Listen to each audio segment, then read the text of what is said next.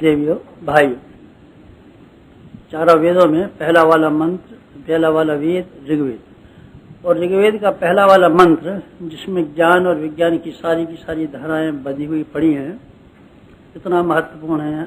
आप देखेंगे तो विचार पाएंगे मनुष्य जीवन की भौतिक और आत्मिक उन्नति को विकसित करने में इस मंत्र में बहुत बड़ी संकेत छिपे हुए हैं। क्या मंत्र है? अग्निम ईले पुरोहितम कोतारम रत्न धातमम।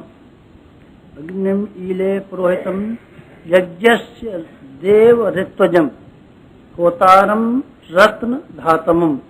ये पहला वाला मंत्र है। इसमें यज्ञ की प्रशंसा की गई है, की प्रार्थना की गई है और भगवान को यज्ञ रूप बताया गया। भगवान कैसे हैं, भगवान कैसे हो सकते हैं, भगवान दिखाई तो नहीं पड़ते, भगवान को हम कहाँ ढूंढ ले जाएं, भगवान को हम किस तरीके से देख पाएं। देखने की मनुष्य की इच्छा का समाधान ऋग्वेद के इस पहले मंत्र में किया गया है। अगर देखने का हो भगवान को, अगर आंख से आपको देखने का मर्जी है, आंख से देखना चाहते हैं, तो ये भगवान का एक ही रूप है। और वो कौन सा रूप है? अग्नि, अर्थात यज्ञाग्नि। यज्ञाग्नि को क्या कहा गया है, क्या नाम दिया गया है? इसका नाम दिया गया है पुरोहित। पुरोहित किसे कहते हैं?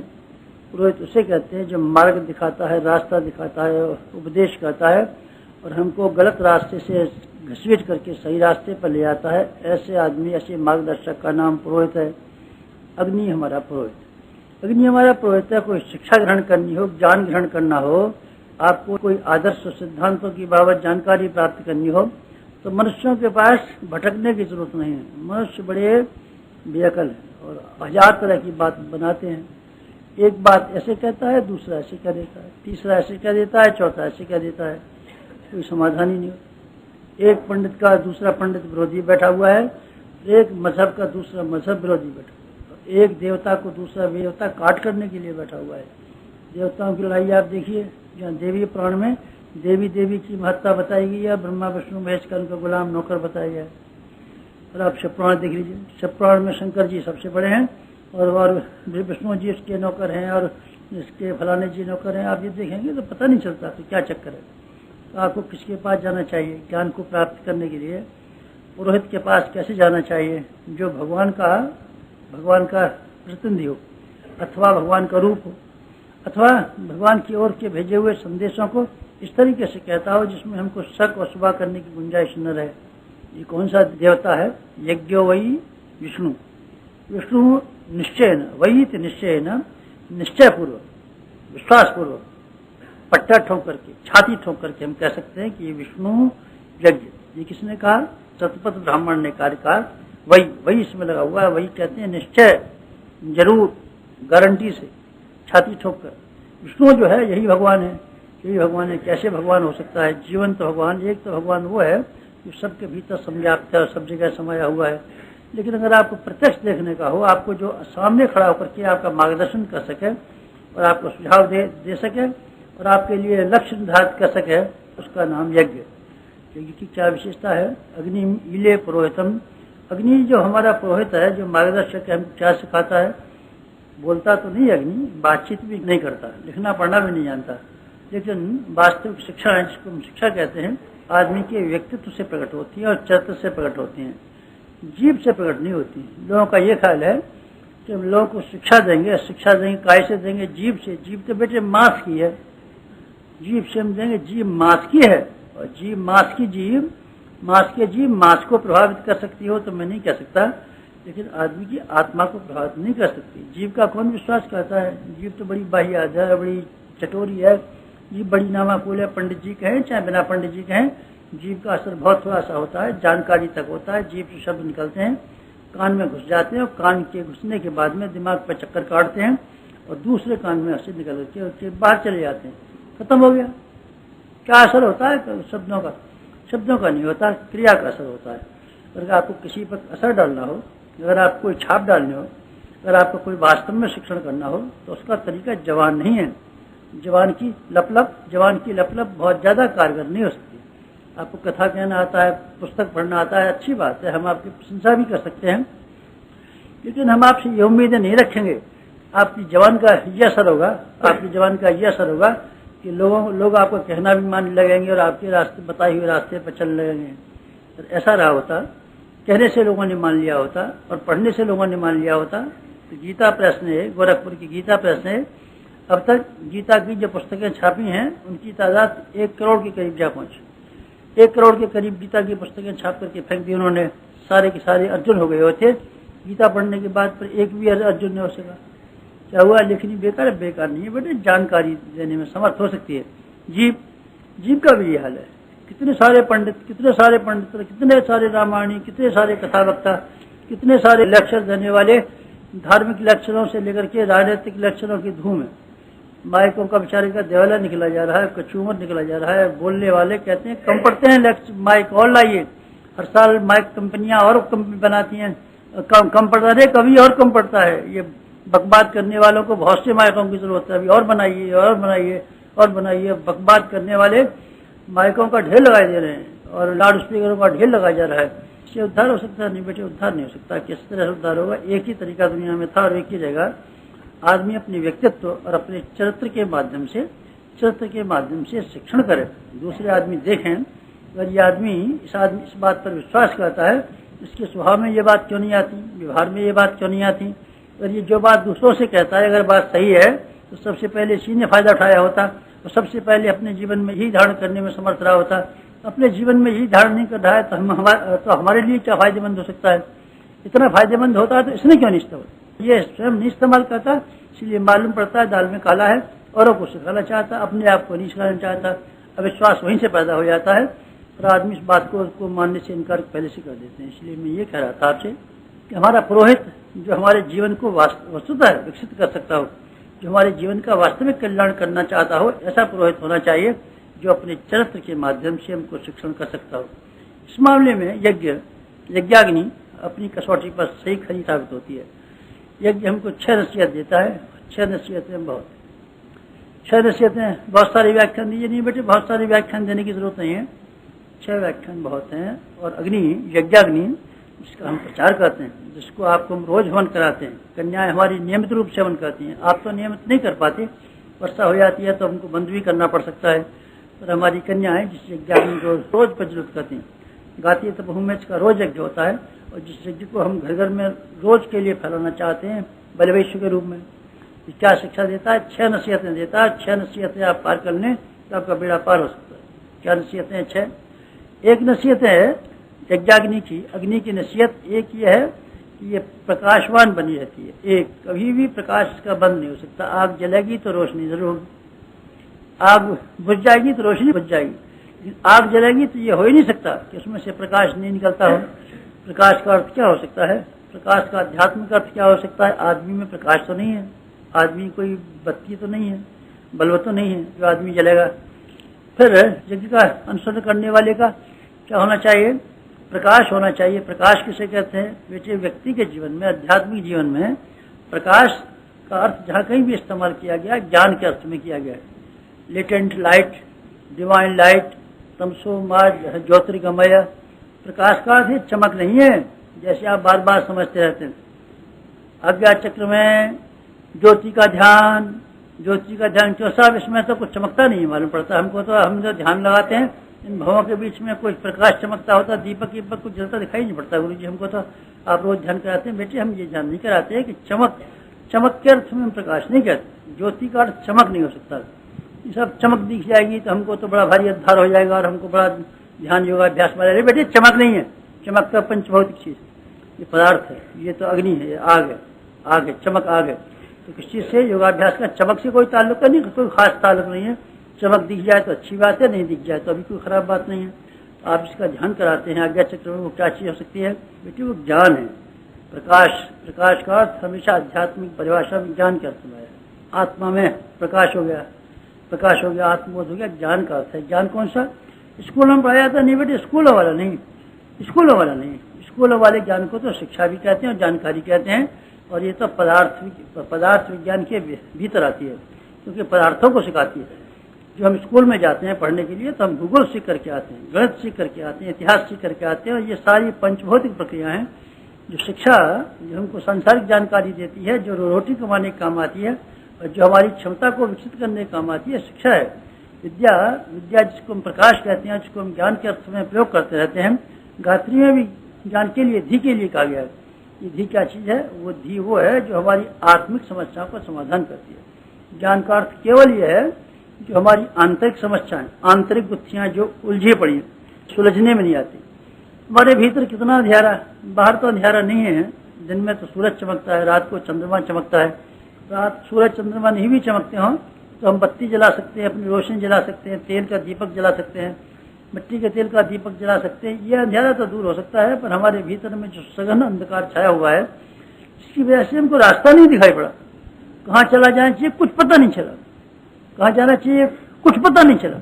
हम भटकते रहे सारी जिंदगी भर और ये तलाश करते रहे जाना किधर है, यही पता नहीं चल सका। जाना कहाँ है, जाना कहाँ है। इंद्रियों ने भटका दिया तो उधर ही चल दिए, पैसे ने भटका दिया तो वहीं चल दिए, दोस्तों ने भटका दिया तो वहीं चल दिए। सारे के सारे जीवन में भटकन हमारे हिस्से में आई और हमको कोई रास्ता न मिल सका जिसको देख करके हमको वस्तु स्थिति पता चल जाती। ज्ञान होना चाहिए था जिससे वास्तविकता की जानकारी हो। अंधेरा कमरे में भरा हुआ है, ये क्या चीज है, ऐसा कुछ मालूम पड़ता है। कुछ गीला गीला गीला गीला क्या हो सकता है? आटा भी हो सकता है, गीला आटा, और बिल्ली की टट्टी भी हो सकती है। क्या ऐसा बताइए, मालूम नहीं सब। कोई गीला गीला है, गीला गीला है, पत्ती जला, अभी बता देंगे बिल्ली की टट्टी है कि आटा है। अरे महाराज जी, हमको पहले तो समझते थे आटा है तो टट्टी निकल पड़ी, तो बेटे बत्ती क्यों नहीं जलाई? बत्ती नहीं न जलाने की वजह से, ज्ञान का प्रकाश न होने से हमको जीवन की एक भी समस्या का वास्तविक स्वरूप दिखाई नहीं पड़ता। न हमारे समाधान हाथ लगते, न हमारे हाथ समाधान लगते हैं, न हमको समस्या का स्वरूप मालूम पड़ता। हम केवल भटकते रहते हैं, इधर की तलाश ये ढूंढते रहते हैं। ये कारण भी हो सकता है और ये समाधान भी हो सकता है। हजारों समाधान तलाश करते हैं, हजारों कारण तलाश करते रहते हैं और बात कहीं पता नहीं चलती है। न कोई निदान हो पाता है, न हम कोई चिकित्सा तलाश कर पाते हैं। भटकते रहते हैं। इसका इलाज कराया, बुखार हो सकता है, हाँ साहब बुखार भी है, तो लाइए दवाई दे दीजिए। टीबी मालूम पड़ती है, हाँ साहब शायद टीबी भी हो सकती है, लाइए दवाई दे दीजिए। ये क्या मालूम पड़ता है? कुछ और मालूम पड़ता है साहब, आपको तो ब्लड प्रेशर मालूम पड़ता है, उसकी गर्मी है, शायद ब्लड प्रेशर भी हो सकता है, पता ही नहीं चलता क्या बात। मतलब वास्तविकता की जानकारी जिससे हो जाती है इसको हम ज्ञान कहते हैं, और जिसको हम यज्ञाग्नि जो हमको सिखाती है, प्रकाश सिखाती है। प्रकाश सिखाती है आदमी को प्रकाशवान होना चाहिए, आदमी को ज्ञान युक्त होना चाहिए, जिससे वास्तविकता को समझता हो और वास्तविकता को समझाने में समर्थ हो सकता हो। प्रकाश दीपक का प्रकाश होता है। दीपक जलता रहता है, स्वयं में अपनी शान से जलता रहता है, अपनी और सबकी आंखों को घसीटता रहता है। जहाँ कहीं भी रहता है वहाँ रोशनी पैदा करता रहता है, भटकाव को दूर करता रहता है। यज्ञाग्नि हमारा पुरोहित हो और हम उसके शिष्य हों और उसके हम होता हों, यज्ञ के मानने वाले हों, तो किसकी उपासना करनी पड़ेगी? पहली वाली शिक्षा हमको प्रकाश की करनी पड़ेगी, क्योंकि हमारा पुरोहित, हमारा यज्ञाग्नि हमको रोशनी देता है। और पहली बात ये कहता है आप रोशनी प्राप्त कीजिए, दिशा प्राप्त कीजिए, रास्ता प्राप्त कीजिए। रोशनी का अभाव है हमारे जीवन में। रोशनी अगर मिल जाती, भगवान बुद्ध को रोशनी मिल गई थी, प्रकाश मिल गया था, तो छोटे से राजकुमार से हट करके भगवान बन गए थे। भगवान हो सकता है इंसान, बिल्कुल हो सकता है, अगर उसको प्रकाश मिल जाए था। अंधकार मिल जाए तो बेटी ऐसी मट्टी पलित होती रह सकती है जैसे हमारी आपकी होती है, हमारी और आपकी मट्टी पलित होती है। दुर्बुद्धि हमको पटक करके मारती है, रुला करके मारती है, इस कदर हैरान करती है जैसा कि हमारा कोई बैरी दुश्मन भी नहीं कर सकता। और सारे से छुटकारा और निजात कैसे मिल सकती है? निजात पाने का एक ही तरीका है कि हमको प्रकाश मिल जाए। यज्ञाग्नि हमको यही सिखाती है, पहला शिक्षण ये देती है कि हम प्रकाशवान हैं। हम कौन? अग्नि। तो कहती है आपको भी प्रकाशवान बनना चाहिए। एक दूसरी वाली नसीहत यह है अग्नि की, हमारा जो पुरोहित है यज्ञ की वेदी पर, इसको हम स्थापित करते हैं, इसको हम पुरोहित मानते हैं। बलवेश्वर में भी हम आपको कहते हैं जमीन पर रखना मत, ये पुरोहित है आपका। पुरोहित को सिंहासन दिया जाता है और यज्ञाग्नि के लिए वेदी बननी चाहिए। जमीन पर नहीं बेटे, जमीन पर मत रखिए। ये तो आपने बालू की वेदी बना दी है, बालू की वेदी बना दी है, पर सिंहासन बना दिया, इसका दर्जा ऊंचा कर दिया है। जमीन पर हम नहीं बढ़ने देते, जमीन पर नहीं बढ़ने देते। ये क्या है? ये बेटे दूसरी वाली शिक्षा ये है कि हमारी आग, हमारा यज्ञाग्नि, उसको हम पूजा करते हैं, अग्निहोत्र से काम करते हैं, फायर वर्शिप। फायर वर्शिप के नाम पर, जिसको यज्ञ को अग्निहोत्र हम कहते हैं, उससे हम नसीहत लेते हैं और हमको परोक्ष रूप से नसीहत देता है। क्या नसीहत देता है? ये देता है कि जब तक आग जिंदा रहती है, गर्म रहती है, और हमारे जीवन में गर्मी बनी रहनी चाहिए। हर इंसान को, हर यज्ञ के उपासक को एक शिक्षा अपने पुरोहित से ग्रहण करनी चाहिए कि वो जिंदगी भर गर्म बना रहे। गर्म से क्या मतलब है?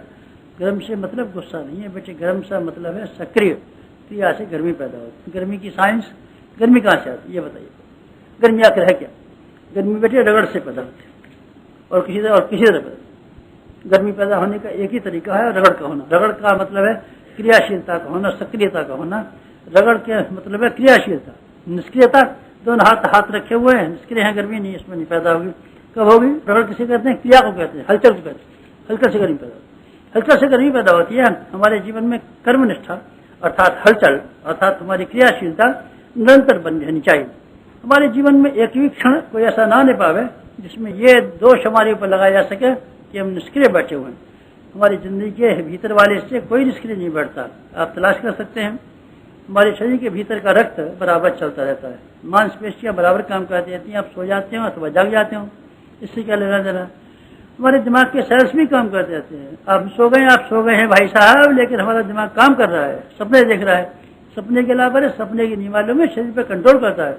हमारा सिस्टम, आप समझते हो, हृदय से काम, हृदय से नहीं काम करता है। इसका कंट्रोल ऑफिस दिमाग में है, और दिमाग रात भर कंट्रोल कराता है। आपको पता भी नहीं चलता। आप करवट बदल लेते हैं।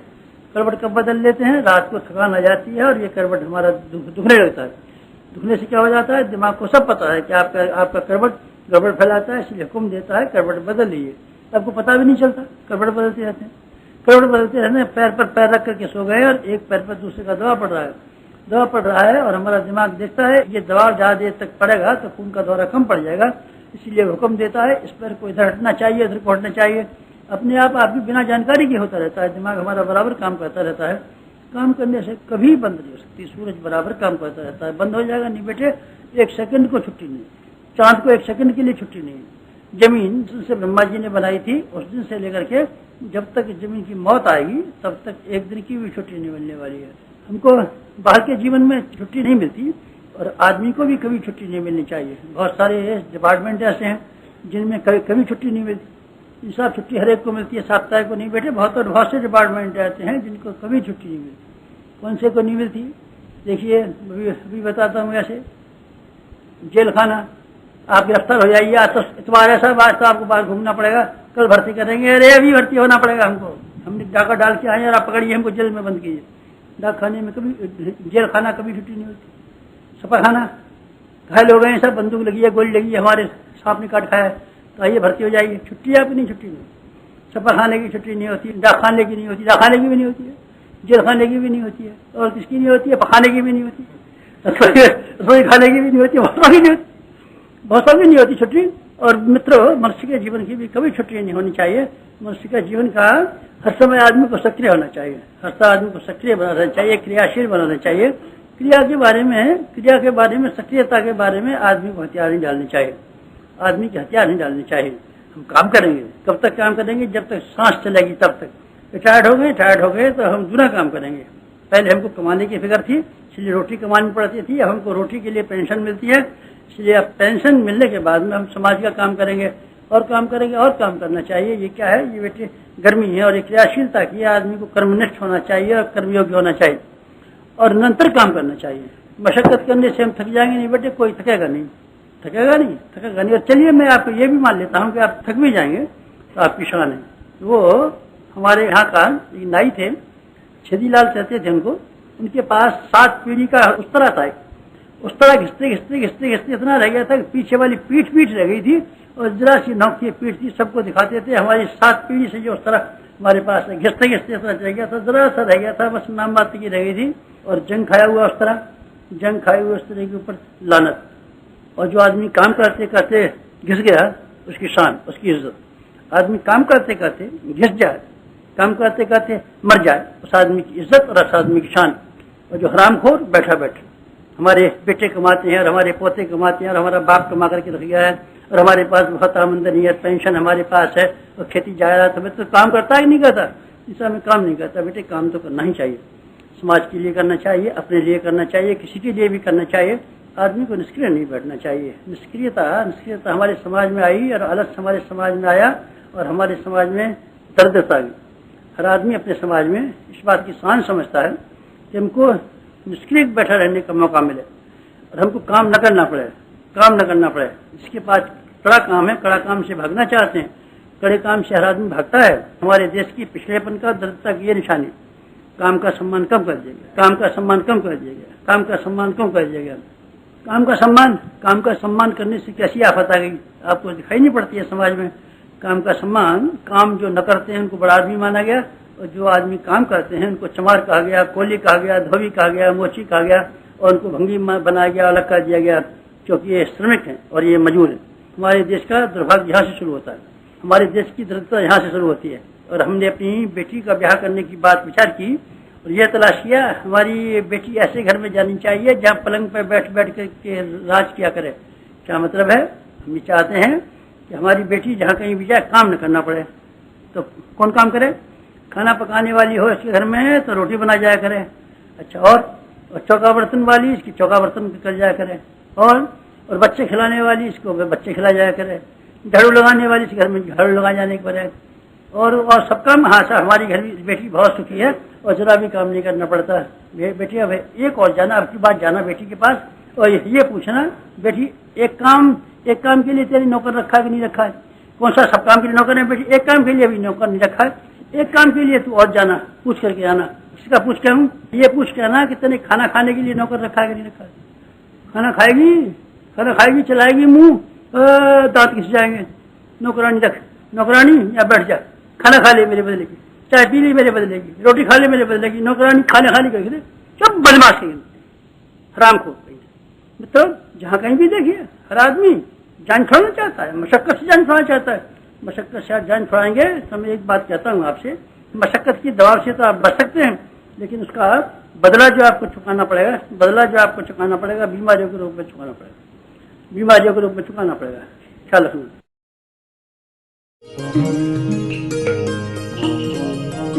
हमारे YouTube चैनल को सब्सक्राइब करें और बेल आइकन को दबाएं ताकि आपको नोटिफिकेशंस मिलते रहें।